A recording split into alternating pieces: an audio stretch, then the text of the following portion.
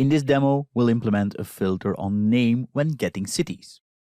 First thing to do is allow the consumer of the API to pass through a value for name to the query string. So we add a string with name to the action parameter list.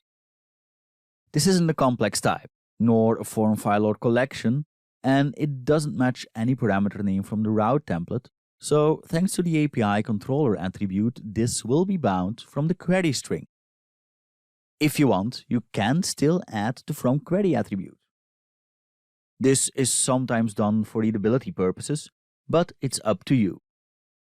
Quick tip, in case your variable hasn't got the same name as the key in the query string, you can pass through the key name from the query string by using the name property on the from query attribute. So if the query string key would have been filter on name, we could have written something along these lines. In that case, the filter on name value from the query string would be bound to the name parameter. In our case, the names are the same, so we don't need to do that. Note that we explicitly state that this string value is nullable. If we don't, the framework will not allow not passing through a name, as that would result in a null value for the name string. Like this, we can check for that and don't apply a filter on name to our cities collection if no value has been passed through. Alright, so far for passing through a value for name. Now we need to implement the filter. On to our repository. We've got a getCitiesAsync method here, but that one doesn't accept the filter. Let's say we're going to add a new one next to this, a getCitiesAsync method that accepts a name string. First, we check if the passed-in name isn't empty. If it is, we return all cities ordered by name. For that, we call into the existing getCitiesAsync method. Otherwise, we trim it to get rid of leading and trailing spaces. Once we've got the name, we can use a where clause to filter on this value. We also order by name, just like we did in the getCitiesAsync method. At this moment, it won't have an effect yet, obviously, as all names are the same. Once we call into toListAsync, the query is executed on our database. Let's add that method to the repository contract. So we open iCity repository, and we add it. And then let's switch back to our cities controller. Instead of calling into getCitiesAsync, we now call into an overload for that, the one that accepts the name. It seems like I'm getting a warning about a possible null reference argument.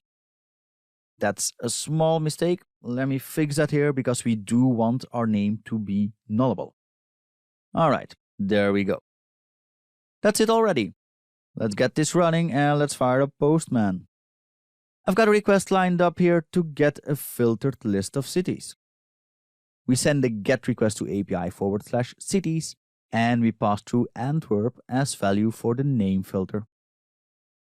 And there we go, we get back our filtered cities collection. But how can we be sure that the filter is effectively applied at database level and not after that? Well, we can have a look at the generated query. To enable that, we can simply state that we want to see all commands, starting with level information, logged. So let's open our app settings file. We're only going to do that when we're in a development environment. Logging all these commands in production would have an unnecessary performance impact. So from the moment on, anything in this category with level information or higher is logged, it will appear in our console log. Let's send the request again. Alright, let's click send. That seems to have worked. And let's have a look at our output. And there we go. We see the request that was sent to our database, and we see that the where clause was applied. That means that the filter was applied at database level. One thing I do want to mention has to do with secure coding. We are now allowing user input via the query string to manipulate our database queries. It's essential to check for SQL injection attacks to avoid this becoming a problem. The good thing is that we get that out of the box. Entity Framework Core handles these checks for us. But in case you're not using an ORM like Entity Framework Core, you might need to check for this yourself. So keep that in mind. Let's continue with searching.